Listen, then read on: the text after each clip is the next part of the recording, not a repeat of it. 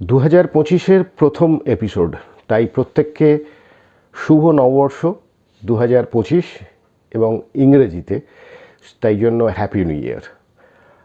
ইংরেজি শুভ নববর্ষ শুরু হয়ে গেল, তার সাথে সাথে অনেক কিছু টমিসও অনেকে হয়তো করে ফেলেছেন।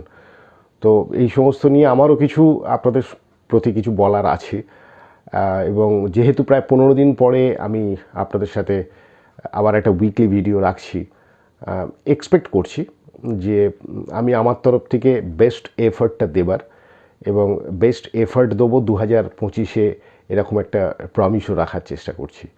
তো এরকম কিছু কিছু কথাবার্তা এবং ছোটোখাটো অনেক কী প্রমিস রাখবো সেগুলো নিয়ে একটু আলোচনা করব। সঙ্গে থাকুন, ফিরে আসছি।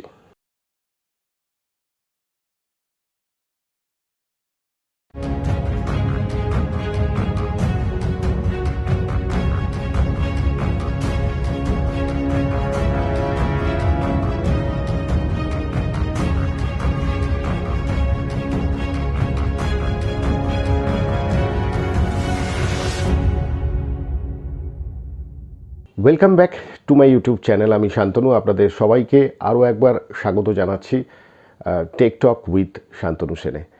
আশা করছি নববর্ষ শুরুটা ভালোই হয়েছে এবং 2025টা আপনাদের ভালো কাটুক এবং সবার ভালো কাটুক, এবং ফাইন্যান্সিয়ালি বিশেষ করে আমরা যাতে ঠিকঠাকভাবে এগোতে পারি সেটা আশা রেখেই আজকের অনুষ্ঠান শুরু করছি।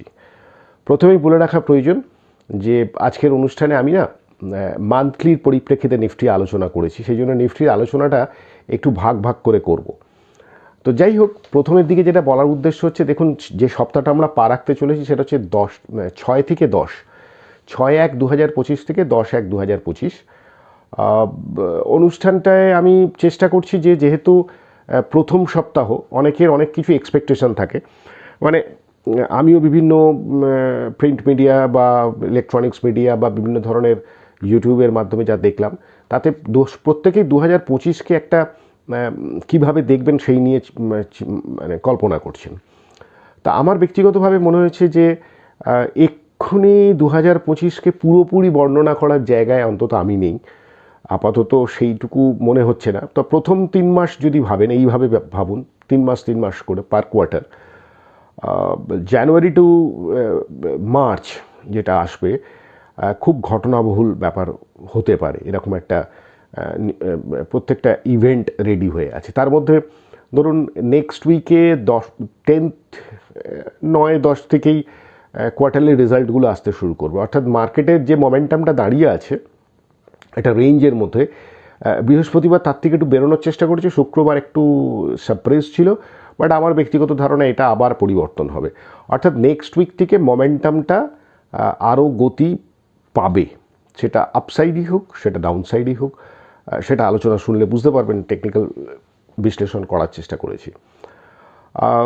আর একটা পয়েন্ট যেটা মাথায় রাখতে হবে সেটা হচ্ছে, এবারে কিন্তু জিওপলিটিক্যাল সিচুয়েশনটা একটু ইন্ডিয়ার কাছেও আসছে। মানে আগে যেটা ছিল একটু দূরে দূরে জিওপলিটিক্যাল সিচুয়েশন হচ্ছিল, নানান দেশ পৃথিবীর মধ্যে জড়িয়ে পড়ছিল, ফলে এটা একটা ব্যালেন্স করবে, অর্থাৎ মাঝে মধ্যে একটু এফেক্ট ফেলবে 2025-এ। এছাড়া অন্যান্য দিক থেকে ধরুন বাজেট সামনে আছে 1 ফেব্রুয়ারি, এই কোয়ার্টারলি রেজাল্টগুলো কাউন্ট হতে হতেই দেখবেন বাজেট চলে আসবে। তারপরে তো নানান ধরনের নিয়মকানুন চালু হচ্ছে এক্সচেঞ্জের তরফ থেকে, ফলে সব মিলিয়ে আমার ব্যক্তিগতভাবে মনে হচ্ছে 2025-এর প্রথম 3 মাস একটু বাম্পি রাইড হবে, মানে খুব একটা স্মুথ হবে না, হয়তো ফুল ইয়ারও স্মুথ থাকবে না। সেই সময় একটু ট্যাকটিক্যাল চিন্তাভাবনা করে আপনাদের কিন্তু সামনে পা রাখতে হবে। আমরা 2024, আমি খুব একটা রিক্যাপ করছি না, 2024-এ আমাদের আলোচনার বেশ কিছু সংখ্যক স্টকের টেকনিক্যাল স্ট্রাকচার যখন আলোচনা করেছিলাম সেই সময়, এবং অক্টোবর নভেম্বরের খুব পতনের পরেও তাদের গতিবিধির অনেক পরিবর্তন, কিংবা আমি আজকেই দেখছিলাম ব্রেকআউট স্টকের মধ্যে এসছে অ্যাক্সিস কিডস, আমি নামটা উদাহরণ বললাম, একজন উদাহরণ প্রশ্ন করেছিলেন অ্যাক্সিস কিডস নিয়ে আপনার বক্তব্য যদি জানান। আসলে কী জানেন তো, এইবারে প্রাইস অ্যাকশনটার মোমেন্টামটা খুব ওয়াইড রেঞ্জে হচ্ছে, বিশেষ করে স্মল অ্যান্ড মিড ক্যাপ। যার জন্য আমি কমিউনিটি পোস্টে 31 ডিসেম্বর একটা কোট করেছিলাম ওয়ারেন বাফেটের স্যারের, যে ওনার মতো গুণীজন যদি বলেন যে কোনো একটা স্টক কেনার পর যদি 50% পড়ে যায়, আপনি চিন্তাভাবনা করুন, যদি প্যানিক না হন দেন আপনি সুটেবল স্টক মার্কেট। তো এটা আমার কথা নয়, ওনার বক্তব্য। আশা করি আপনারা ওনাকে সবাই চেনেন এবং জানেনও ওনার বিভিন্ন ধরনের কোটগুলো। তো আমার ব্যক্তিগতভাবে বারবারই এটা মনে হয়েছে এবারে কিন্তু এই কোটটা দেখা উচিত। মানে যে কোনো স্টক যে কোনো সময় থেকে এই ভোলেটিলিটিটা কিন্তু করবে, মানে রেঞ্জটা এতটাই বড়। তো যাই হোক, যিনি অ্যাক্সিস গেটস নিয়ে প্রশ্ন করেছেন, আশা করছি তিনি একটা ভদ্রস্থ জায়গায় পৌঁছে গেছেন, যদি ওই ভোলেটিলিটিটা সহ্য করে থাকেন। হোপফুলি উনি আছেন। আর যেটা দেখছিলাম সেটা হচ্ছে প্রচুর নতুন ধরনের কনসেপ্ট স্টক তথাকথিত স্টকের বাইরে এসে তারা দারুণ পারফর্ম করে গেছে 2024। আমার মনে হয় 2025 সেটার রিপিটেশন হবে। আর দেখুন, ইন্ডেক্স যদি বাড়ে বা ইন্ডেক্স যদি কমে, অবশ্যই ইন্ডেক্স রিলেটেড বেশ কিছু স্টক তো পারফর্ম করবে, এ বিষয়ে কোনো সন্দেহ নেই। এখন সেই স্টকগুলো আমি মাঝে মধ্যে আপনাদের টেকনিক্যালি যখন বর্ণনা করব যে কোন স্টকটাকে একটু একটু একটু পজিটিভ লাগছে বা টেকনিক্যালি এই স্টকটা এই সময় আমাদের ফোকাসে রাখা উচিত, কারণ আমি রেকমেন্ডেশন করতে পারি না, আমি একটা ইনপুট দিতে পারি যে আমার টেকনিক্যালি এইটাকে এইভাবে মনে হয়েছে বা ভালো খারাপ এই জায়গায় দাঁড়িয়ে আছে। তারপরে সমস্ত দায়িত্বটাই আপনাদের থাকে এবং সেখানে ওই পড়াশোনাটা আপনাদের কিন্তু করতে হবে। এবং একটু যারা স্টক মার্কেট থেকে কিছু তৈরি করতে চাইছেন, মানে মুনাফা তৈরি করতে চাইছেন, তাদের কিন্তু এবার আরেকটু বেশি লেবরিয়াস হতে, মানে লেবার দিতে হবে, সেটা ফান্ডামেন্টাল পড়াশোনাই হোক বা সেটা টেকনিক্যালস পড়াশোনাই হোক। তো এই ছোট্ট ব্রিফটা রেখে আমি চলে যাই সোজা টেকনিক্যাল বিশ্লেষণে, যেখানে আমি নিফটির ওপরে আলোচনা করেছি। প্রথমে আমরা ডেইলি আর উইকলি দেখে নিই কেমন, তারপরে আমি মান্থলি চার্টটা একটু বর্ণনা করেছি। আমার মনে হয় মান্থলি চার্টটাও একটু দেখার প্রয়োজন আছে, যেহেতু প্রথম মাস এবং নতুন বছর, সেটা নিয়ে আলোচনা করব। আর সময় নষ্ট করছি না, চলুন যাই চার্টে। নতুন বছরের শুভেচ্ছা জানিয়ে শুরু করছি আজকের এই উইকের এবং 2025-এর প্রথম উইকলি নিফটির বিশ্লেষণ। এই এপিসোডে প্রথম দিকে আমি যেটা আলোচনা করছি এখন এই মুহূর্তে, সেটা হচ্ছে নিফটির উইকলি এবং ডেইলির কম্বিনেশনে আলোচনা। পরবর্তী আরও একটা ভাবে আমরা মান্থলি চার্টের পরিপ্রেক্ষিতেও আলোচনাটা সেরে নেব, কারণ যেহেতু 2025 শুরু হয়েছে নতুন বছর, এবং সব দিক থেকেই বা বিভিন্ন জায়গায় বক্তব্য থাকছে যে সারা বছরের গতিবিধি কী হতে পারে। হয়তো সারা বছরের এই মুহূর্তে আইডিয়াটা না করতে পারলেও মান্থলি চার্টের পরিপ্রেক্ষিতে আগামী মার্চ থেকে এপ্রিল, ম্যাক্স এপ্রিল পর্যন্ত কী ধরনের চার্ট প্রোগ্রেস হতে পারে বা কী জায়গায় আমরা দাঁড়িয়ে আছি তার একটা বিশ্লেষণ মাত্র করার চেষ্টা করব। তো প্রথমে শুরু করছি, যেহেতু উইক বন্ধ হয়েছে, উইকলি নিফটি 3 তারিখ, 3rd জানুয়ারি 2025, তার ক্লোজিংয়ের পরে এই আপাতত এই আলোচনাটা শুরু করি। আমার বাদিকে রয়েছে স্পট নিফটি উইকলি এবং ডান দিকে রয়েছে daily spot Nifty.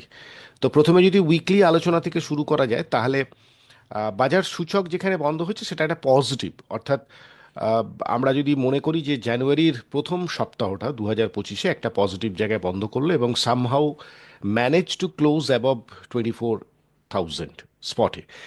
Manage to close এই কারণেই বলছি যে ভালো ভোলেটিলিটি হয়েছে।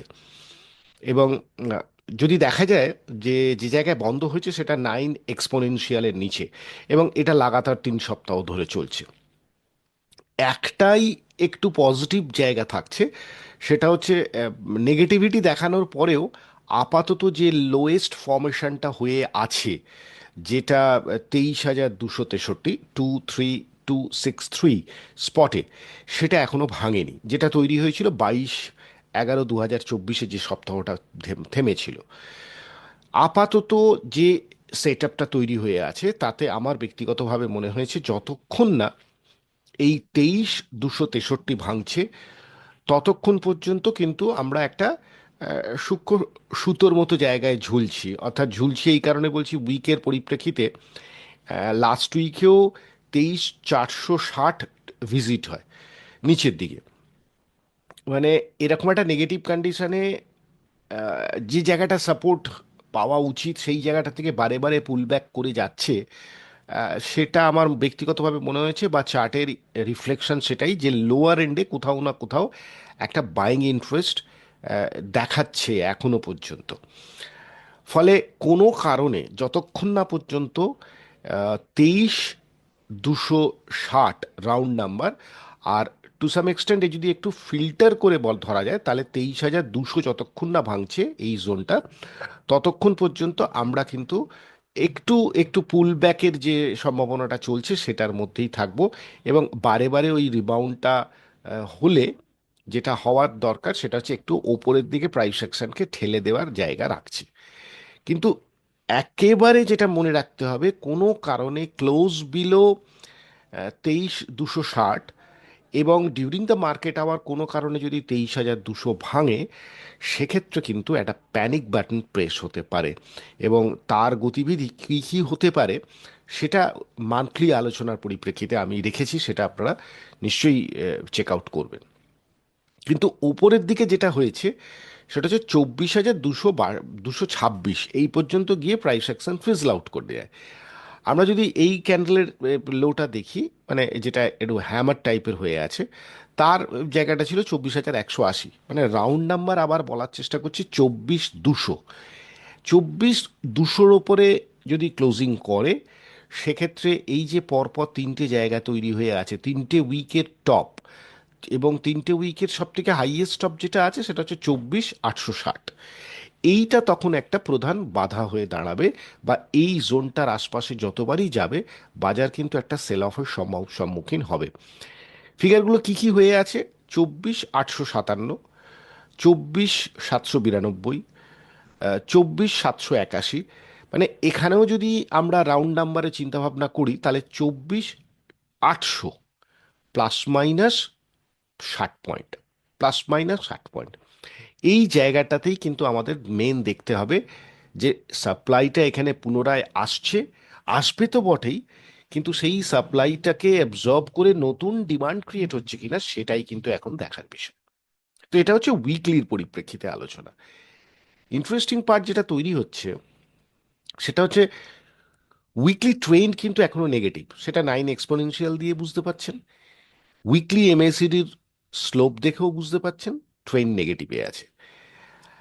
যেটা এই সময় সচরাচর যেটা হয়, খুব মানে কুইক যে টার্নিং পয়েন্টটা হয় সেটা আমরা স্টোক্যাস্টিক্সের ডিফল্ট সেটিং 533 যেটা আছে সেটার ওভারসোল্ড দিকে যদি পুল ব্যাকটা হয়, যেটা এইখানটায় হয়েছিল, যেমন এখান থেকে যে মুভমেন্টটা হয়েছিল, সেই ওভারসোল্ড হওয়ার জায়গায় আমরা আশপাশে আসছি।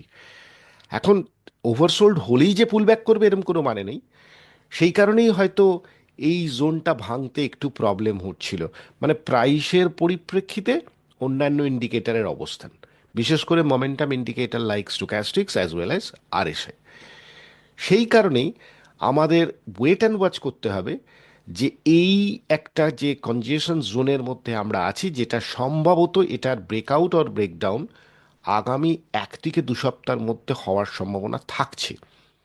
তাহলে ওপরের দিকের ব্রেকআউট অ্যাটলিস্ট এই কনজেশন জোন থেকে বেরোনোর জন্য 24,860-এর ওপর ট্রেড হওয়া, এবং নিচের দিকে 23,260, এই দুটোর চিন্তাভাবনা রেখে আগামী 1 সপ্তাহ তো বটেই, এবং তার আরও একটা পরের সপ্তাহ কিন্তু আমাদের মাথায় রাখতে হবে যে এই ভোলাটিলিটিটা যেটা চলছে সেটার আইদার অর সাইডের সম্ভাবনা তৈরি হতে পারে, যে কোন দিকে নেক্সট মোমেন্টাম তৈরি হবে।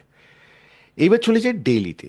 ডেইলি একটু ইন্টারেস্টিং এই কারণেই বলছি যে 2 জানুয়ারি 2025 যে মোমেন্টামটা তৈরি হয়েছিল, সাডেন মোমেন্টাম অনেকের কাছেই, সেটা একটু বেশি মাত্রায়, এবং যে হাইয়েস্ট পয়েন্টটা করে তৈরি করে এখনো পর্যন্ত রেখেছে সেটা হচ্ছে 24,226, রাউন্ড নাম্বারে 24,230 যদি ধরে নিই আমরা, তার পরের দিন কিন্তু সকালে খোলার পর থেকেই একটা সেলিং প্রেশার থাকে। ফলে বোঝাই যাচ্ছে যে ওই দিনের যে ডিমান্ডটা ছিল, তার পরের দিন সেটা ফলো আপ হয়নি, কিন্তু খুব যে খারাপ বন্ধ হয়েছে তা নয়। আহ, উল্লেখযোগ্যভাবে এই যে ব্লু লাইনটা দেখছেন, এটা হচ্ছে ফলিং 13 ডিএমএ। সিম্পল। সেই 13 ডিএম এর ওপরে কিন্তু আমরা পরপর দুটো রাত্রি ক্লোজিং করে ফেললাম। Although it's a black negative, but দু রাত্রি ক্লোজিং হলো। সোমবারের ক্লোজিংটা দেখতে হবে যে আপাতত যে ভ্যালুটা আছে, অর্থাৎ 23,872-এর উপরে নিফটির ক্লোজিং থাকছে না থাকছে না। যদি থাকে, সেক্ষেত্রে সোমবারের হাইয়েস্ট পয়েন্ট কোনটা তৈরি হয়েছে দেখে নিতে হবে, এবং এই 3 দিনের মধ্যে কোনটা হাইয়েস্ট পয়েন্ট থাকছে। অর্থাৎ বৃহস্পতিবার হয়ে গেছে, শুক্রবার হয়ে গেছে, সোমবার অ্যানাদার ট্রেডিং ডে। যদি 13 ডিএম এর ওপরে বন্ধ হয়, এবং সেই হাইগুলো লক্ষ্য রাখতে হবে, 3 দিনের হাইয়েস্ট পয়েন্ট কোনটা হচ্ছে, তার পরের মোমেন্টামটাই হচ্ছে মেন, যে হাই ক্রস করতে পারলো না পারলো না। যদি না পারে, তাহলে আবার ফেলিওর হয়ে আবার 13 ডিএম এর নিচে চলবে। তাহলে প্রথম সাইন অফ রিভার্সালটা তৈরি হবে যদি সোমবার 13 ডি এর উপরে ক্লোজিং করে, এবং তারপরে তার ফলো আপ বাইংটা হয় তখনই। ইন্ডিকেটরের অবস্থান যেটা আছে, সেটা হচ্ছে উইকলি পরে যদি আমরা ডেলি দেখি, তাহলে ডেলি আরএসআই একটা ইনডিসিশনের মধ্যে আছে, নেগেটিভ বায়াস। ইনডিসিশন কেন বললাম? যতক্ষণ না 60-এর উপরে মোমেন্টাম ক্রিয়েট করছে, ততক্ষণ পর্যন্ত মোমেন্টামটা থেমে থেমে যেতে পারে। আর যেহেতু ওপর থেকে 50-র নিচে, জাস্ট বিলো 50-র নিচে ক্লোজিং হয়েছে, ফলে সেক্ষেত্রে একটু নেগেটিভ বায়াসনেস থাকছে। আর with a very short term, যেটা আমরা ছোট ছোট যে মোমেন্টামগুলো দেখি, সেটার জন্য স্টোক্যাস্টিক্স আবার একটু ওপরে ডেইলি চার্টের একটু ওভারবট জোনের দিকে যাওয়ার চেষ্টা করছে। ফলে ইন্টারেস্টিং হবে যে ওভারবট জোনে কি প্রাইস অ্যাকশন আরও নতুন করে মোমেন্টাম ক্রিয়েট করবে, না মোমেন্টাম আবার ফিজল আউট হয়ে যাব টুয়ার্ডস ডাউনওয়ার্ডের দিকে। সেই কারণে কিন্তু আগামী 2 সপ্তাহ আমাদের ভেরি ক্লোজ আই রাখতে হবে নিফটি অ্যাজ ওয়েল অ্যাজ অন্যান্য ইন্ডেক্স। তো এই ছিল আমার ডেইলি আর উইকলির কম্বিনেশনের আলোচনা। মান্থলির আলোচনা আনবো, তার আগে ব্যাংক নিফটির আলোচনাটা একবার করে নেওয়া যাক উইকলি আর ডেইলির পরিপ্রেক্ষিতে। লাইক নিফটি, ব্যাংক নিফটি আলোচনা শুরু করার আগে স্পটে আমার বাদিকে রয়েছে উইকলি ব্যাংক নিফটি স্পট, এবং ডান দিকে রয়েছে ডেইলি ব্যাংক নিফটি স্পট। তো উইকলির যদি স্ট্রাকচারটা আমরা দেখি, তাহলে গত 2-3 সপ্তাহ ধরে, মানে 2024-এর শেষের দিকেও আমি বারবার বলে আসছিলাম আপনাদেরকে, যে কোথাও না কোথাও ব্যাংক নিফটি না একটা রেঞ্জের মধ্যে আটকে আছে। সেই রেঞ্জটা তৈরি হয়েছে ধরুন লাস্ট জুন মাস থেকে 2024-এর। কিছুতেই সেই রেঞ্জের আইদার অর সাইডের ব্রেকআউট হয়নি প্রপার ওয়েতে। হ্যাঁ, অগাস্টে সেপ্টেম্বরের একটা মিডে চান্স হয়েছিল, তৈরি হয়েছিল, বাট সেখান থেকে ফিজল আউট হয়ে যায়। তো রেঞ্জটা কীরকম হয়ে আছে, রেঞ্জটা যদি দেখেন, তাহলে রেঞ্জের লোয়ার ব্যান্ডটা হচ্ছে মোটামুটি এই জায়গায়। সব থেকে লোয়েস্ট পয়েন্ট যদি ধরা যায়, সেটা হচ্ছে 49,530, মানে 49,500। আর আপার ব্যান্ড যদি দেখা যায়, যেখান থেকে মাল্টিপল সাপ্লাইটা আসছে বা ক্লোজিং দিতে পারছে না, সেটা রাফলি অ্যারাউন্ড যেটা তৈরি হয়েছে, সেটা হচ্ছে 54,000, রাউন্ড নাম্বারে বললাম। তো যতক্ষণ না এই রেঞ্জ থেকে ছেড়ে বেরোবে, ততক্ষণ পর্যন্ত সেই আবার একটা রেঞ্জ বাউন্ড ট্রেডিংয়ের সম্ভাবনা থাকবে, যেখানে মুভিং অ্যাভারেজের ফেলিওর হওয়ার সম্ভাবনাটা থাকছে, যেটা এখানেও বারবার হয়েছে। ফলে 9 এক্সপোনেনশিয়ালের নিচে যেমন নিফটির ক্লোজিং ছিল উইকলি, এখানে ব্যাংক নিফটিতেও আছে, অর্থাৎ নেগেটিভ বায়াসনেস আছে, পজিটিভ এখনো তৈরি হয়নি। খুব ইন্টারেস্টিংলি যেটা বারবার হচ্ছে, যে নিচের দিক থেকে পুল ব্যাক হয়ে যাচ্ছে। সেই কারণে আমাদেরকে যারা অ্যাবসোলিউটলি মোমেন্টাম ধরনের চিন্তাভাবনা রাখেন, আমার মনে হয় ক্লোজিং যতক্ষণ না এই দুটো লাইনের আইদার অর সাইডের হচ্ছে, ততক্ষণ পর্যন্ত আমাদের ওয়েট অ্যান্ড ওয়াচ করা উচিত। আর এই রেঞ্জের মধ্যে থেকে যাদের স্টাইল আছে, বুঝতে পারেন বিভিন্ন সময় অ্যানালিসিস করে, তারা তাদের মতো অবশ্যই কাজ করে যেতে পারেন। পয়েন্ট অফ ভিউ যেটা আসছে একই, নিফটির মতোই স্লোপ নেগেটিভ। উইকলি স্টোক্যাস্টিক্স একটু হলেও ওভারসোল্ডের দিকে ঢুকছে, এটা একটা একটু পজিটিভ দিক চিন্তাভাবনা করা যেতে পারে। বাট কতক্ষণ এটা ধরে রাখতে পারবে, সেটাই হচ্ছে ব্যাপার। মোমেন্টাম ইন্ডিকেটর লাইক আরএসআইও নেগেটিভ ইন্ডিকেশন দিয়েই বসে আছে, কোনো ধরনের পজিটিভ কিছু এখনো দেখা যাচ্ছে না। ব্যাক নিফটি ডেলি চার্টে আরও একটু প্রবলেম বেশি। নিফটি যেখানে পরপর দুটো ক্লোজিং দিয়েছে, ব্যাক নিফটি ফলিং 13 DM এর উপরে একটা ক্লোজিং বৃহস্পতিবার দিন দেওয়ার পরে ফ্রাইডে এগেন ফ্লিপ ফিজল আউট হয়ে যায়। এবং এখানেও নিশ্চয়ই ব্যান্ডটা বুঝতে পারছে যে একই ব্যান্ডের ভেতরে এই ঘোরাঘুরিটা করছে। এবং এই ব্যান্ডের পরিপ্রেক্ষিতে যদি আমরা ইন্ডিকেটরের সাহায্য নিই, তাহলে ওই একটা ভেরি শর্ট টার্মে ওভারসোল্ড ওভারবট জোনে গিয়ে একটা দাঁড়িয়ে যাওয়া। আর আরএসআই একদম পুরো আমার ব্যক্তিগতভাবে মনে হচ্ছে কোনো ইনডিসিশন, মানে ইনডিসিশন দ্যাট সেন্স মোমেন্টামের পাওয়ার এখনো দেখাচ্ছে না। ফলে নিফটির থেকে আবার ব্যাক নিফটি একটু বেশি উইক লাগছে ডেলি আর উইকলির কম্বিনেশনে। বাট যেহেতু সেই তুলনায় বাড়েও নি, রেঞ্জ ট্রেডিংয়ের মধ্যেই ব্যাক নিফটি দাঁড়িয়ে আছে। ফলে উল্লেখযোগ্যভাবে কিছু সেরকম ব্যাক নিফটির ওপরে ফলো আপ করার কিছু নেই। পরবর্তী আমরা যেটা শুনবো সেটা হচ্ছে মান্থলির পরিপ্রেক্ষিতে অ্যাটলিস্ট 2-3 মাস, যেটা প্রথমেই বললাম। আর অবশ্যই ব্যক্তিগতভাবে যে সমস্ত সাপোর্ট রেজিস্ট্যান্সগুলো দেখেছি, যেগুলো আপনাদের ম্যাচ করলেও করতে পারে, আপনারা যদি এইভাবে চার্টস দেখেন সেখানে আপনাদের সাথেও আমার মিল আসবে। ফলে পরবর্তী স্টেপে আমরা মান্থলিটা একটু আলোচনা করে নিই। 2024 শেষ, নতুন বছরের শুভেচ্ছা জানিয়ে আজকে অনুষ্ঠান শুরু করলাম এই মান্থলি বিশ্লেষণ। যেহেতু 2024 শেষ হয়ে গেছে, 2025 শুরু হচ্ছে, অনেক কিছু জল্পনা মনে আসছে এবং চার্টের মধ্যে তার কি কি রিফ্লেকশন আমরা দেখতে পাচ্ছি সেটা নিয়ে আজকে প্রধানত এই মান্থলি কালারফুল চার্টে আলোচনা করার চেষ্টা করছি। আমার বাদিকে আছে নিফটি স্পটের মান্থলি চার্ট এবং ডান দিকে আছে নিফটি ব্যাংক, অর্থাৎ স্পটে যেটা আমরা ব্যাংক নিফটি বলি তার মান্থলি চার্ট। তো প্রথমে নিফটি আলোচনাটা সেরে নিই।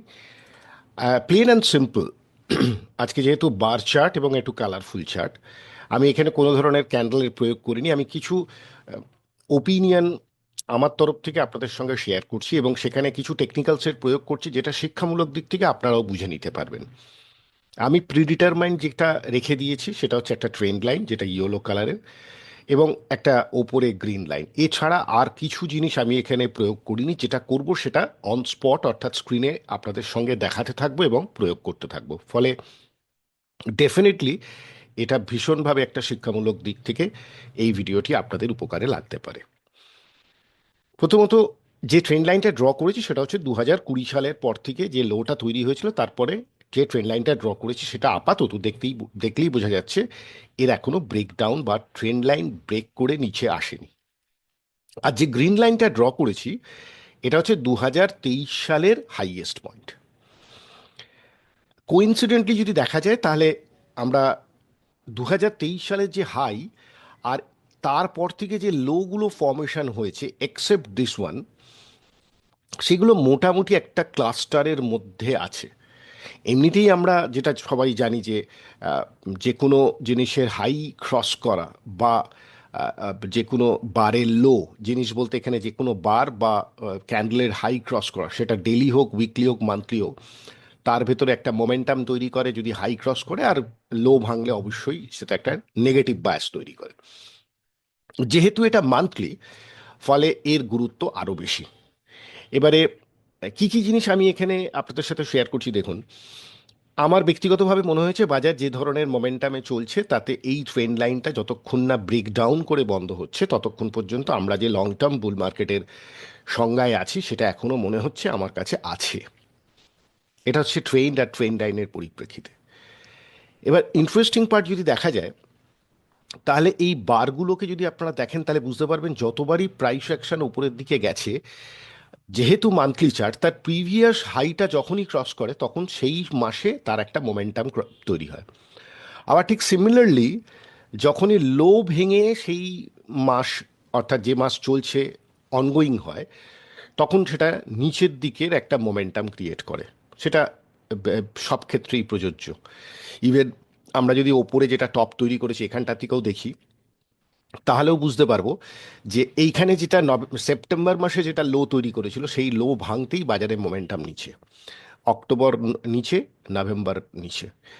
আর যেটা ডিসেম্বরে হয়েছে সেটা কিছুটা আনইউজুয়াল, বাট হাই ক্রস করে ওপরে গেছিল, নিচে এখনো লো ভাঙেনি এবং ডিসেম্বর শেষ হয়ে গেছে। এবার ডিসেম্বরের পর জানুয়ারি হাই ভাঙবে না জানুয়ারি লো ভেঙে নিচে ট্রেড করবে, আমি আজকের দিনে দাঁড়িয়ে 31 ডিসেম্বর 23,460 হচ্ছে ডিসেম্বরের লো, অর্থাৎ জানুয়ারির আমাদের খেয়াল রাখতে হবে। আর খুব কাছাকাছি যেটা আছে সেটা হচ্ছে 23,263, অর্থাৎ 200 পয়েন্টের গ্যাপে এরকম একটা জায়গা তৈরি হয়ে আছে প্রত্যেকটা বারের পরিপ্রেক্ষিতে, লাস্ট দুটো বারের পরিপ্রেক্ষিতে। এবং 22,000 নিফটিতে 1% মানে 200 পয়েন্ট, তো অবভিয়াসলি 1% রিট্রেসমেন্ট আমরা বা পেনিট্রেশন জোন ধরেই নিতে পারি।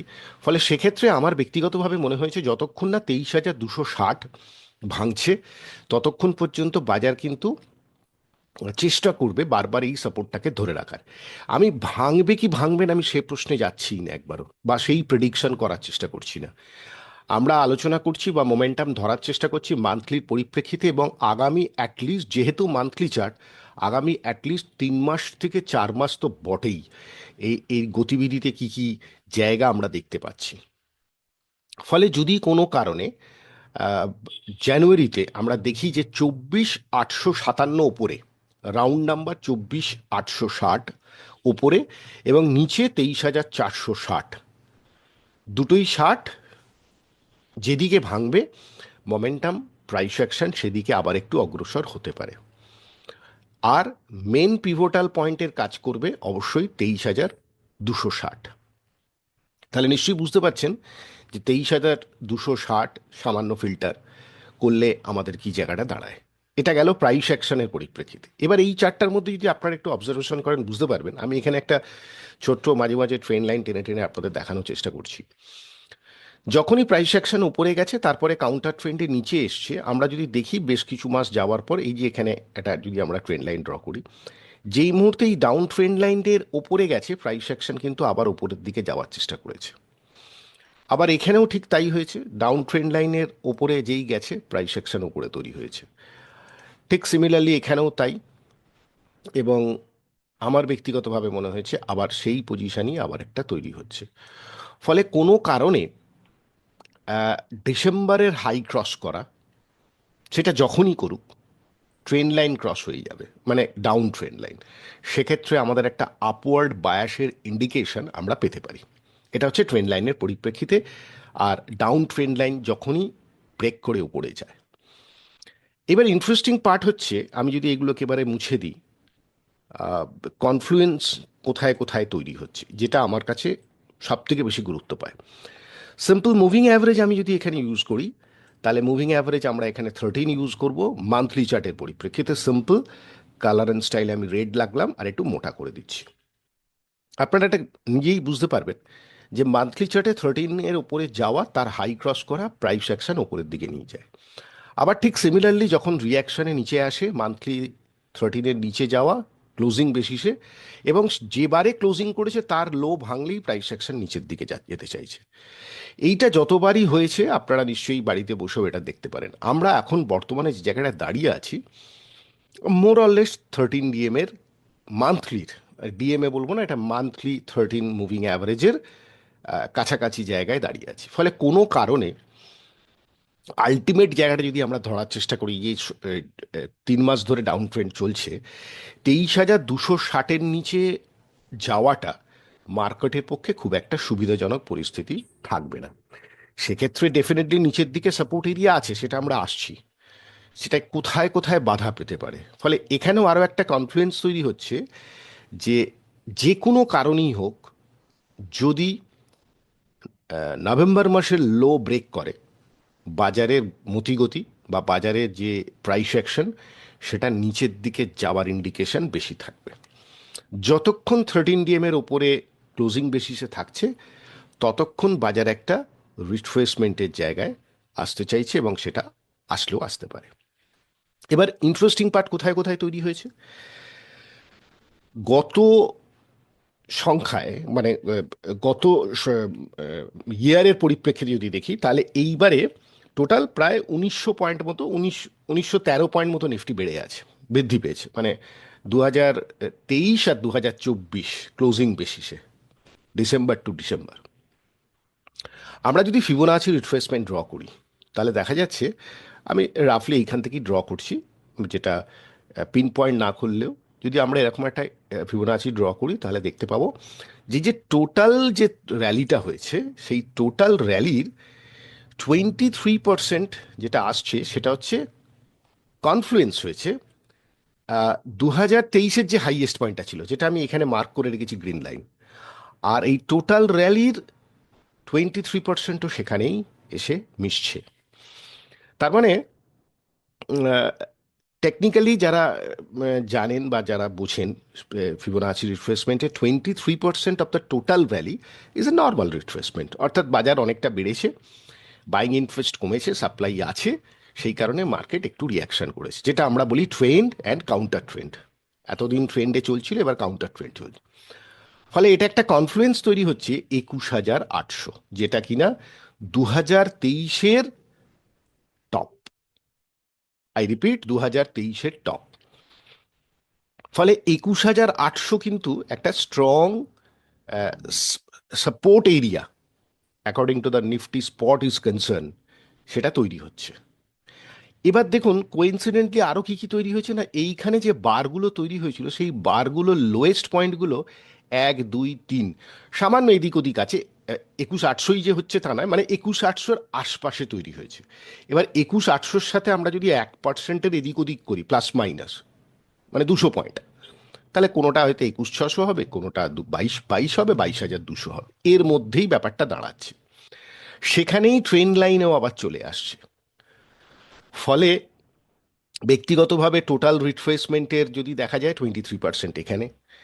আর একটা ভেরি ইন্টারেস্টিংলি যদি আমরা দেখি যে একটা ট্রেন্ড এখানে গেছে তারপরে নিচে এসছে, এবার যদি এইখান থেকে আমরা ট্রেন্ড লাইনটা ড্র, এই আর একটা ফিবোনাচি ড্র করি, তার 38%, আমি যদি আপনারা দেখেন 15,183 থেকে 26,277, মানে এই জোনটার থেকে এইখানটায়। তাহলে এই রিট্রেসমেন্টটাকে আমরা কিভাবে দেখব, এটাকে সরালাম 15,183, এখান থেকে আমরা যদি এইটা নিই তাহলে এই পর্যন্তই দেখা যায়, তাহলে তার 38%ও আসছে ওই গ্রিন লাইনটার টপ। তার মানে কি কি কনফ্লুয়েন্স হচ্ছে, এন্টায়ার র্যালির 23%, এবং যে কাউন্টার ট্রেন্ড হয়ে মিড টার্ম যে র্যালিটা তৈরি হয়েছে।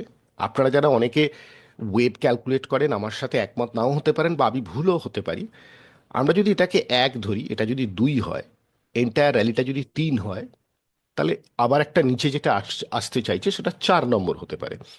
তো সচরাচর দেখা গেছে যে 4 নম্বরের যে কাউন্টার ট্রেন্ডটা হচ্ছে সেটা যদি 22-কে বেস করে প্লাস মাইনাস 200 পয়েন্ট, 21,800, 22,200, এর মধ্যে 38% হচ্ছে এই মিড টার্ম র্যালির 15,100 থেকে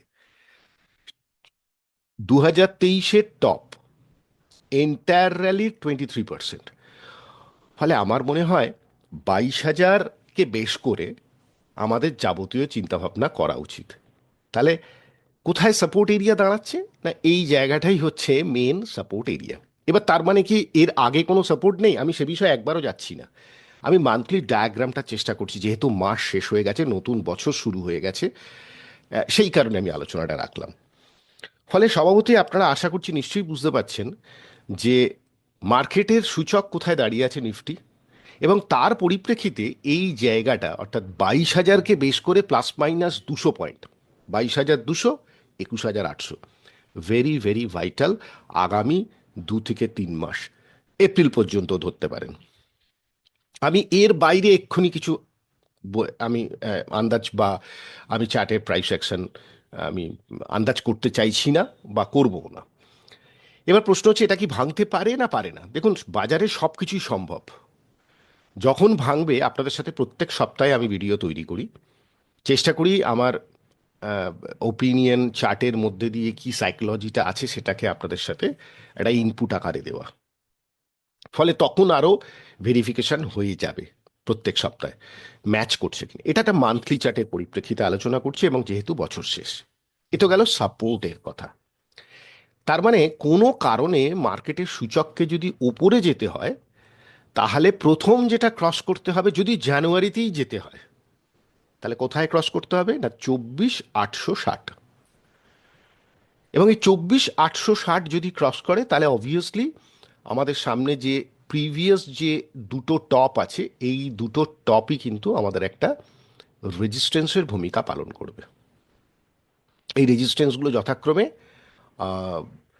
25,900 রাউন্ড নাম্বার, এবং যথাক্রমে 26,277, যেটা প্রিভিয়াস টপ হয়ে আছে। এবার যখনই 26,300-র উপরে মার্কেট ক্লোজিং দেবে, যেই দিন দিক যখন দিক, তারপরেই কিন্তু সমস্ত ওপরের দিকের মোমেন্টাম বা ওপরের দিকের প্রাইস অ্যাকশনের দিক কোন দিকে যেতে চাইছে বা যেতে পারে, তখন সেই ক্যালকুলেশনগুলো শুরু হবে। ফলে আপাতত আমাদের লক্ষ্য থাকবে যে 26,300-র ওপরে কবে ক্লোজিং দিচ্ছে। যখন ক্লোজিং দেবে, ডেফিনেটলি আমি সেই সময় আলোচনা করার চেষ্টা করব যে 26,200-র ওপরে ক্লোজিং দিলে, 300-র ওপরে ক্লোজিং দিলে কোথায় যেতে পারে। But to be very frank, যদি কোনো কারণে এই 26,300-র উপরে যায়, সেক্ষেত্রে আমাদের আরও একটা টেকনিক্যালসের প্রয়োগ থাকে বিভিন্ন ধরনের, যারা যেভাবে প্রাইস অ্যাকশনকে দেখেন। সেক্ষেত্রে ওপরের দিকের যে লক্ষণ বা গণ্ডি থাকবে, সেটা আনচার্টেড জোনে। ফলে আবার সেখানে পুনর্বিবেচনা করতে হবে এবং টেকনিক্যালসের বিভিন্ন ধরনের প্রয়োগ করে আমাদের জায়গাটা দেখতে হবে যে কোথায় আনচার্টেড জোনে রেজিস্ট্যান্স তৈরি হচ্ছে। যারা টেকনিক্যালি জানেন তারা নিশ্চয়ই বুঝতে পারছেন সেই জায়গাগুলো কিভাবে বার করতে হয়। আজকে এই পর্যন্ত রাখছি, যে নিফটির বিশ্লেষণটা যেহেতু মান্থলি এক্সপায়ারি, মান্থলি শেষ, ইয়ার শেষ, তার পরিপ্রেক্ষিতে আমি আমার ছোট্ট ইনপুটটা দেওয়ার চেষ্টা করলাম। ফলে অত্যধিক প্যানিক লাইক সিচুয়েশন মাথায় নেবেন না। শিক্ষামূলক দিক থেকে যেহেতু এই ভিডিওটি রাখছি, তাই এই সমস্ত জোন ভাঙলে কিন্তু বাজারে একটা নিম্নমুখী চাপ থাকবে। তাতে আমার মনে হয় না যে খুব একটা গেল গেল রব এক্ষুনি উঠে যাবে। দেখা যাক আগামী 3 মাস, সামনে বাজেট আছে, মেন ইভেন্ট যেটা, এছাড়াও বিভিন্ন কোম্পানির রেজাল্ট, আর পলিটিক্যাল এবং জিও পলিটিক্যাল সিচুয়েশন তো সবসময়ই চলছে আমাদের সাথে। তো দেখা যাক আগামী সময় আমাদের সূচকের গতিবিধি কোন দিকে প্ল্যান আউট করে। নেক্সট যাচ্ছি ব্যাংক নিফটির আলোচনায়।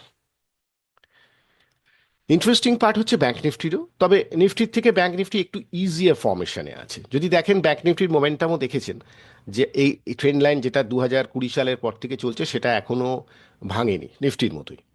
অর্থাৎ ভাঙলে খারাপ, না ভাঙা পর্যন্ত ঠিক আছে। ঠিক সিমিলার ওয়েতে যদি আমরা দেখি যে ব্যাংক নিফটির এখানেও যে ডাউন ট্রেন্ড লাইনগুলো ছিল, যতবারই ক্রস করে তখনই মোমেন্টামটা ওপরের দিকে যাওয়ার চেষ্টা করে।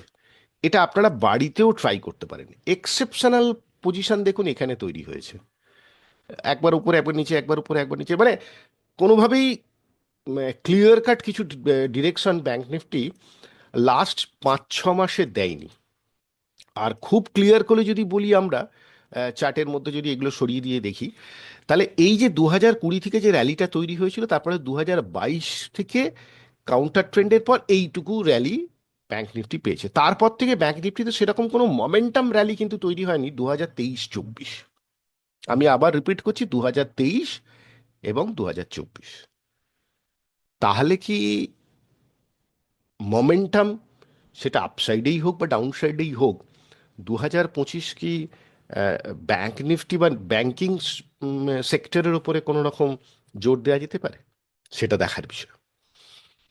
আর একটা পয়েন্ট এবারে কি আসছি, যে আমি এখানেও ঠিক সিমিলার একটা গ্রিন লাইন ড্র করে রেখে দিয়েছি।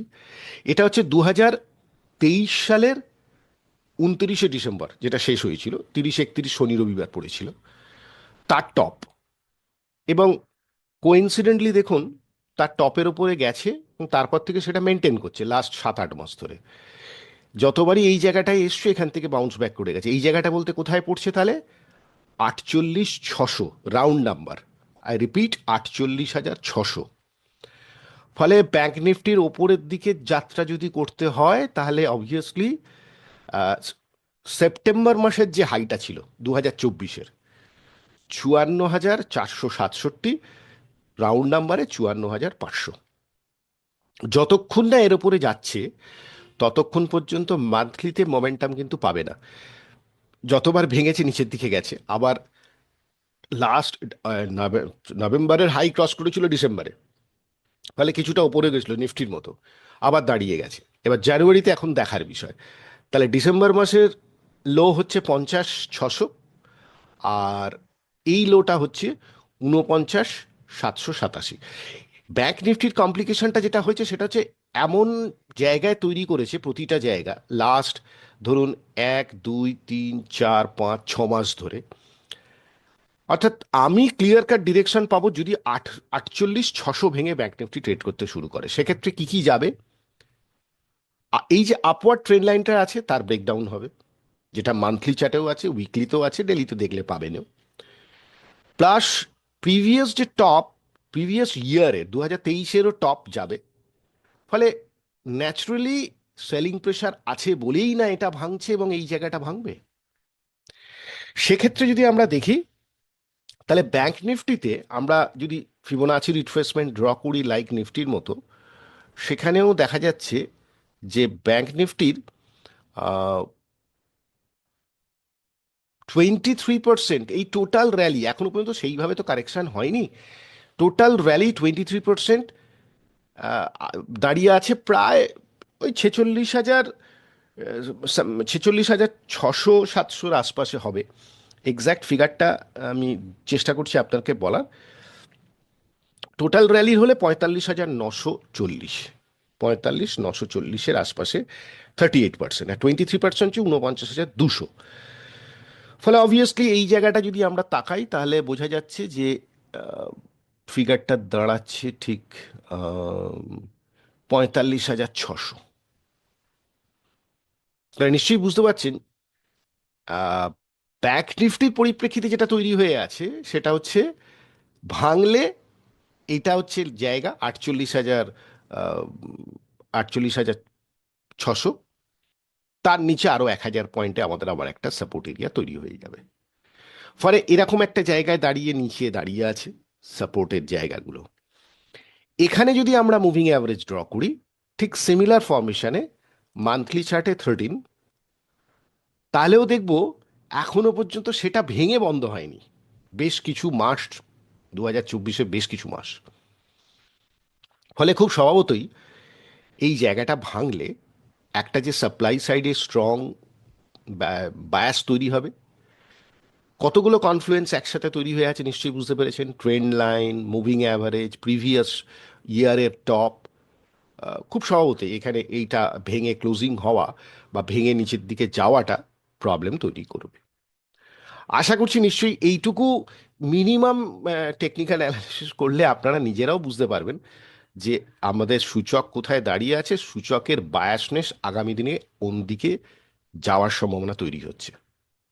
অর্থাৎ না ভাঙা পর্যন্ত কিন্তু আপনাকে ওয়েট করতে হবে, প্রি ডিটারমাইন্ড হবেন না প্লিজ। ওপরের দিকের জায়গাটা মনে রাখবেন 54,500 রাউন্ড নাম্বার। 54,500-র ওপরে যদি তৈরি করে সেক্ষেত্রে কিন্তু আবার ব্যাংক নিফটি আনচার্টেড জোনে চলে যাবে। ডেফিনেটলি তখন আবার আলোচনার বিষয়বস্তুতে থাকবে ব্যাংক নিফটি। তখন নতুন দিগন্ত খুলবে, নতুনভাবে আলোচনা করার চেষ্টা করব, টেকনিক্যালি প্রয়োগ করে দেখানোর চেষ্টা করব যে কোথায় কোথায় নেক্সট রেজিস্ট্যান্সগুলো তৈরি হয়ে আছে। বাট অ্যাজ অন ডেট 24-এর শেষে আমাদের সামনের দিকে একটাই জায়গা তৈরি হয়ে আছে, ওপরে ব্যাংক নিফটিকে যেতে গেলে 54,500 ক্রস করতে হবে, নিচের দিকে ব্যাংক নিফটিকে আসতে গেলে 48,600-কে আগে ভাঙতে হবে, ভেঙে অগ্রসর হতে হবে। এই দুটো জায়গা যদি আপনারা মাথায় রাখেন তাহলে অ্যাটলিস্ট একটা ডিরেকশনাল দিকটা আপনারা হয়তো বুঝতে পারবেন যখন কোন দিকে সূচক ভাঙছে। তো এই ছিল আমার ইয়ারের ক্লোজিংয়ের পরিপ্রেক্ষিতে মান্থলি চার্টের উপরে বিশ্লেষণ করা। আমি জানি না এটা আপনাদের কতটা উপকারে লাগবে। ধন্যবাদ। আজকের এই আলোচনাটা আপনারা যদি শোনেন এবং আমার ব্যক্তিগত ধারণা এটাকে যদি ফিগারগুলোকে খাতায় লিখে রাখেন কিংবা এই ভিডিওটা যদি সেভ করে রাখেন আপনাদের আগামী দিনে কাজে লাগতে পারে। চলুন যাই আমাদের পরবর্তী অধ্যায়। তাহলে ডেইলি, উইকলি এবং মান্থলি আলোচনাটা নিশ্চয়ই শুনে বুঝতে পেরেছেন যে আমরা ঠিক কোথায় দাঁড়িয়ে আছি। খুব ট্যাকটিক্যাল ট্রেড কিন্তু এবারে আপনাদের করতে হবে, বা যারা চিন্তা ভাবনা করেন ট্রেড নিয়ে বা মার্কেটের একটা কল্পনা করেন যে এই এই ঘটনা ঘটলে এই করব, সেগুলো খুব ট্যাকটিক্যাল ওয়েতে আমার মনে হয় ব্যক্তিগতভাবে করা উচিত। আর মোটামুটি আন্দাজ আপনাদের বললাম যে কীরকম কী লজিক্যাল পয়েন্টগুলো, বিশেষ করে নিফটির ওপরে। ব্যাঙ্ক নিফটি সেরকম খুব একটা মুভমেন্ট করেনি, যার জন্য ব্যাঙ্ক নিফটির ওপর অতটা কুছ সেইভাবে উঠে আসছে না। প্রপার ব্রেকআউট আর ব্রেকডাউন না হলে ব্যাঙ্ক নিফটিটা একটু মানে কি বলবো, একটু ক্রিটিক্যাল জায়গায় দাঁড়িয়ে আছে। নিফটির প্রোগ্রেসটা বুঝতে পারা যাচ্ছে একটু কোন স্টেপের দিকে কোন কোন সময় যাচ্ছে। বাট তবুও খেয়াল রাখবেন লোয়ার এন্ডে না দুটো জায়গা ধরুন, রাউন্ড নাম্বারে আমি বলছি, একটা হচ্ছে 23,000 ±200 পয়েন্ট, একটা হচ্ছে 22,000 ±200 point. Very very critical zone হবে আগামী সময়। মানে খুব অতিরিক্ত মাত্রায় নেগেটিভ চিন্তাভাবনা এই সব জোনে এসে না করাই ভালো। আরেকটু অনুশীলন করে নেবেন, স্টাডি করে নেবেন চার্টের প্রোগ্রেস কী আছে, বা তখন ফান্ডামেন্টাল কোনো জিনিস আপনাদের প্রয়োজন হচ্ছে কিনা সেটা দেখে নেবেন। তারপরে জিনিসগুলো ভাবলে বেটার হবে, ওরকম একটা ম্যাচিং করাবেন। এই ছিল মোটামুটি ব্রিফ। এবার চলুন দেখে নিস এই উইকের পরিপ্রেক্ষিতে সাপোর্ট রেজিস্ট্যান্স কী কী আছে।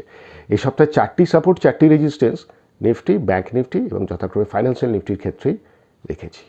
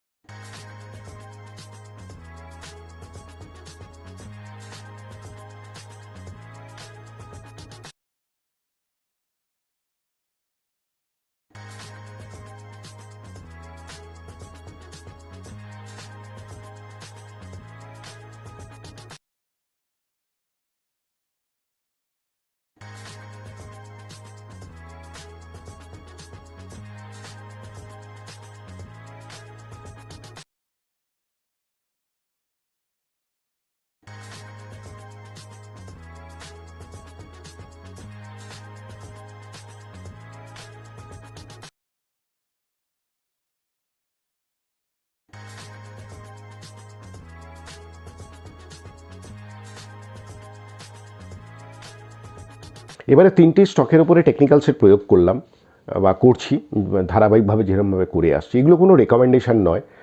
আমার টেকনিক্যালি স্টকগুলোকে চার্টিক্যাল ফর্মেশনগুলো আপনাকে বোঝানোর চেষ্টা করেছি।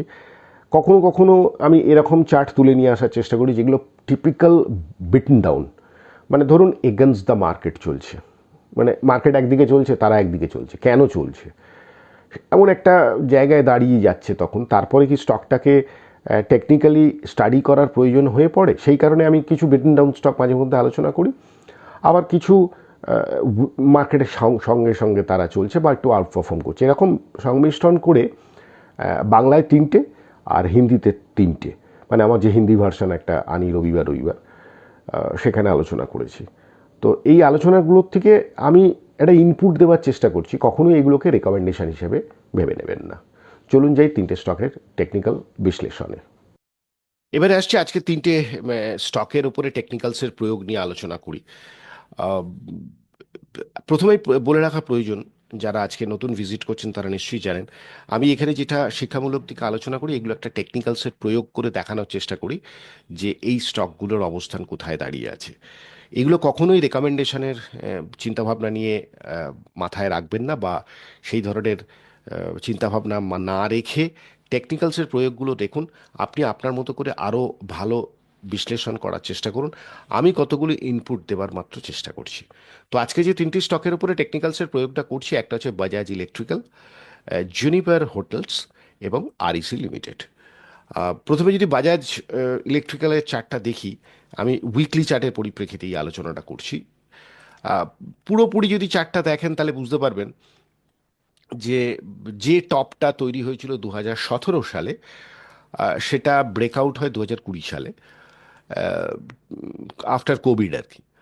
তারপরে যে রান আপটা হয়েছিল সেটা হচ্ছে 2020 আর 21-এর মিড পর্যন্ত। রান আপটা 250 থেকে 1600 টাকা। তারপরে যে কাউন্টার ট্রেন্ডটা তৈরি হয়েছে, অর্থাৎ এখান থেকে রান আপটা শুরু হয়েছিল 2020, তারপরে এই যে স্ট্রেট র্যালিটা হয় সেটা 2021-এর মিডে আশপাশে গিয়ে টপ আউট হয়ে যায় সেপ্টেম্বরে। অর্থাৎ যদি দেখা যায় তাহলে পুরো 2022, পুরো 2023, পুরো 2024, 2021-এর সেপ্টেম্বরের পর থেকে, মানে ওদিকেও 3-4 মাস, অলমোস্ট 3-3.5 বছর প্রাইস অ্যাকশন কারেক্টিভ ফেজে আছে। এবং এই কারেক্টিভ ফেজটা হতে গিয়ে যেটা হয়েছে সেটা হচ্ছে এই টোটাল ভ্যালির প্রায় 61.8, যেটা আমাদের টেকনিক্যাল ভাষায়, যেটা আপনারা জানেন নিশ্চয়ই, ফিবোনাচি প্রচণ্ড বড় স্ট্রং সাপোর্ট এরিয়া লং টার্মের ক্ষেত্রে, এইখানে এসে পড়েছে। তার মানে নেগেটিভ ট্রেন্ড, কিন্তু এই ট্রেন্ডের কোথাও না কোথাও একটা জায়গায় পজ পাওয়ার চেষ্টা করছে। আহ, কেন পজ পাওয়ার চেষ্টা করছে এই কথাটা বললাম না, 61.8-এর আশপাশে এসে বারে বারে আহ, লাগাতার 4-5 সপ্তাহ ধরে একই জায়গায়, এবং আমরা যদি প্রিভিয়াস স্টপটা দেখি, সেটাই ব্লু লাইনটা, সেটাও রাফলি অ্যারাউন্ড ওই 710-20-এর আশপাশে। আর বর্তমানে স্টকটা ক্লোজিং হয়েছে বাজাজ ইলেকট্রিক্যাল 777 টাকা। ফলে সব দিক থেকে ইন্টারেস্টিং পার্ট একটাই, ট্রেন্ডিং ডাউনওয়ার্ডস, অনেক দিন ধরে নেগেটিভ বায়াসে চলে আসা, এবং উপর থেকে যদি হাইয়েস্ট পয়েন্ট থেকে ধরি তাহলে অলমোস্ট 50% রিট্রেসমেন্ট, মানে যদি দামের পরিপ্রেক্ষিতে দেখেন। আর as per the Fibonacci trend and counter ট্রেন্ডের পরিপ্রেক্ষিতে যদি দেখা যায়, তাহলে আমরা অলমোস্ট 61.8, যেটা very very strong support area হিসেবে আমরা গণ্য করি। এখন এখানে থামবে কি থামবে না, that's a very interesting question, এবং সেটাই জন্যই এই স্টকটাকে আমি অবজারভেশনে রাখবো বা এই টেকনিক্যালসটাকে দেখবো।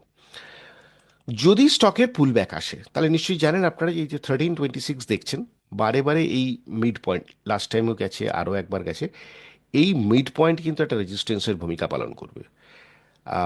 1326-এর ওপরে ক্লোজিং এবং মোমেন্টাম চেঞ্জ হচ্ছে কিনা তার জন্য আমাদের বেশ কিছুটা সময় দেখতে হবে, কারণ টিপিক্যালি বিটেন ডাউন স্টক, যেখানে 2024 ভালো পারফর্ম করেছে মার্কেটের অনেক স্টক, 23 ভালো পারফর্ম করেছে, এটা কমপ্লিটলি মার্কেট টপ আউট হওয়ার অনেক আগে, মানে 2021-এর মিড থেকে কারেক্টিভ ফেজে চলে গেছে।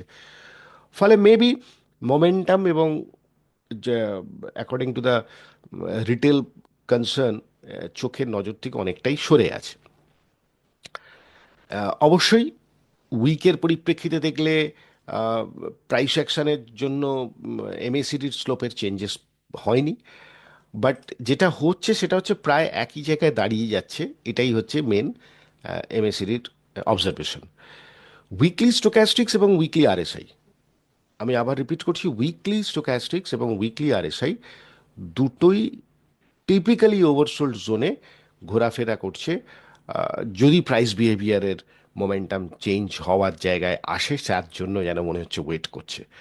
সেই কারণে ভ্যালুয়েশন ইজ কনসার্ন এবং সেফটি চিন্তাভাবনা রেখে আমরা এই স্টকটাকে অবজারভেশন করতে পারি, এবং রেডার লিস্টে রেখে, চেক লিস্টে রেখে এর মোমেন্টাম কি হচ্ছে বা প্রাইস অ্যাকশন কি হচ্ছে এটা কিন্তু নজরে রাখা যেতে পারে।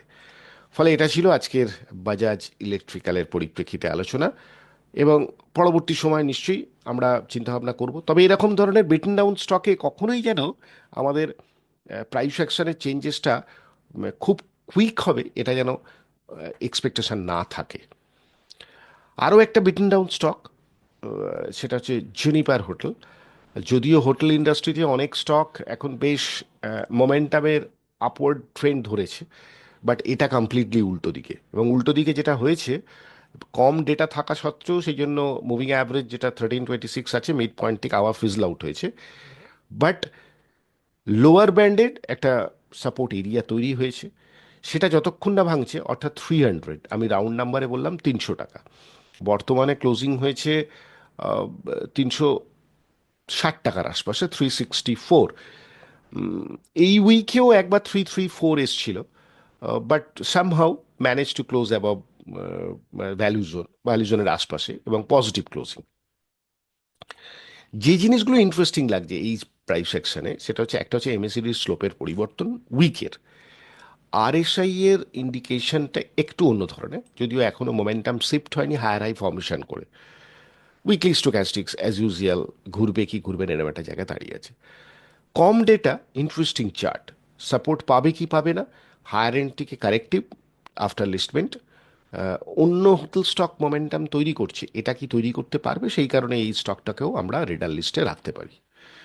লাস্ট অ্যান্ড ফাইনাল স্টক আজকে ডিসকাশনের জন্য, অর্থাৎ টেকনিক্যাল প্রয়োগের উপরে, আরইসি যথেষ্ট কমন স্টকের পর্যায়ে পড়ে, ফ্ল্যাট হয়ে গেছে 1326। এই ট্রেন্ডটা কিন্তু একটু পজিটিভ দিকে ছিল। এবার কাউন্টার ট্রেন্ডগুলো নিশ্চয়ই লক্ষ্য করছেন, ট্রেন্ড, তারপরে এখানে একটা কাউন্টার ট্রেন্ড, আবার ওপরে গেছে, একটু পজ, আবার ওপরে গেছে। এইবার যে ডাউন ট্রেন্ডটা তৈরি হয়েছে সেইখানেই বারে বারে ঘুরে যাচ্ছে।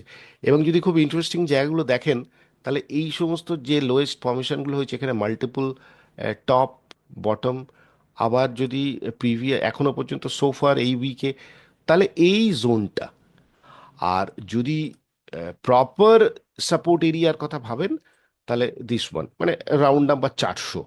যদিও স্টকটা বর্তমানে যেখানে ট্রেড করছে সেখান থেকে অনেকটা নিচে এই 400 টাকার সাপোর্টটা। তবে বাজারে যদি প্রেশার থাকে, তাহলে এই সমস্ত জিনিসগুলো মাথায় রাখলে আগামী সময় যখনই হোক, আগামী 1 সপ্তাহ হোক, 5 সপ্তাহ হোক, যখনই হোক, প্রাইস অ্যাকশন যদি 400-র আশপাশে আসে, আমাদের মনে রাখতে হবে যে এটা কিন্তু একটা মাল্টিপল বটম এরিয়া। অন্যান্য ইন্ডিকেটর যদি সাপোর্টিং হিসেবে দেখেন, তাহলে এমএসিডি হঠাৎ যেন একটু একটু একটু ট্রেন ওপরে যাব না নিচে যাবে এরকম একটা জায়গায় দাঁড়িয়ে আছে। লাস্ট উইকে স্লোপটা একটু চেঞ্জ হয়েছে। উইকলি স্টোক্যাস্টিক্স মোমেন্টাম কমপ্লিট করে নিচে এসে দাঁড়াচ্ছে, পজ পাওয়ার জায়গায় আছে। আরএসআইও ঘোরার চেষ্টা করছে।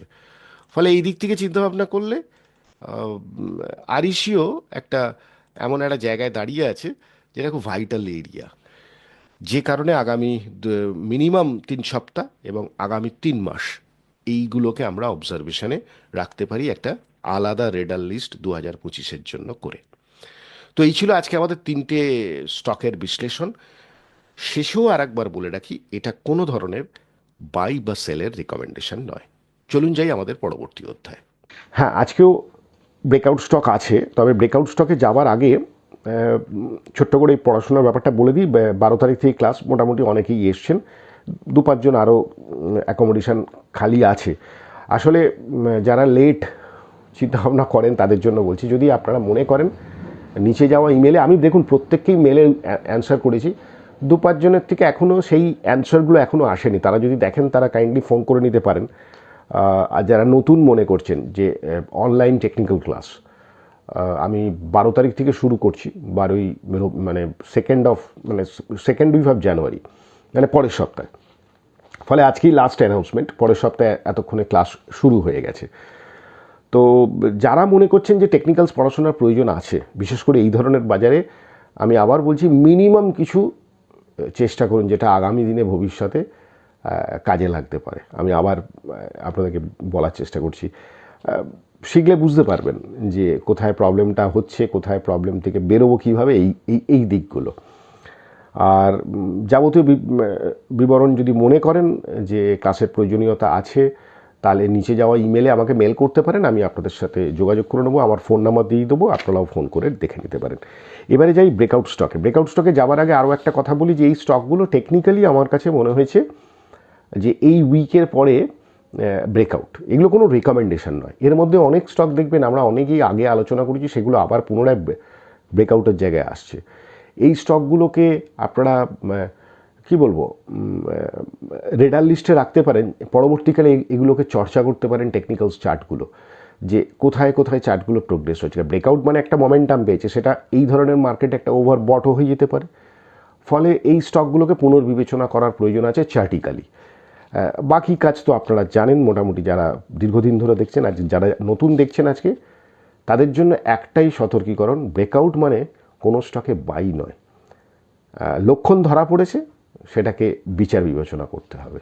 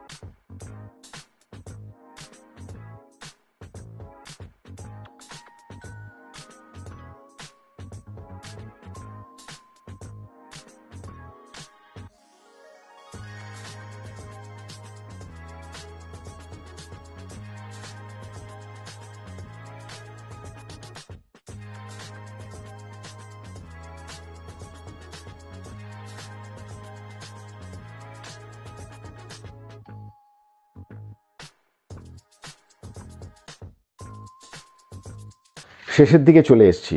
দু চারটে খুব কুইক কথা বলে নিই। একটা হচ্ছে যদি চ্যানেল ভালো লাগে, যারা আজকে নতুন ভিজিট করছেন বা দেখলেন, চ্যানেলের অন্যান্য পার্টও আপনারা দেখতে পারেন। যদি চ্যানেল ভালো লাগে তাহলে অনুরোধ রইল লাইক, শেয়ার, কমেন্ট করার, সাবস্ক্রাইব করার অনুরোধ রইল। যদি ভালো লাগে তাহলে একটা লাইক দেবেন।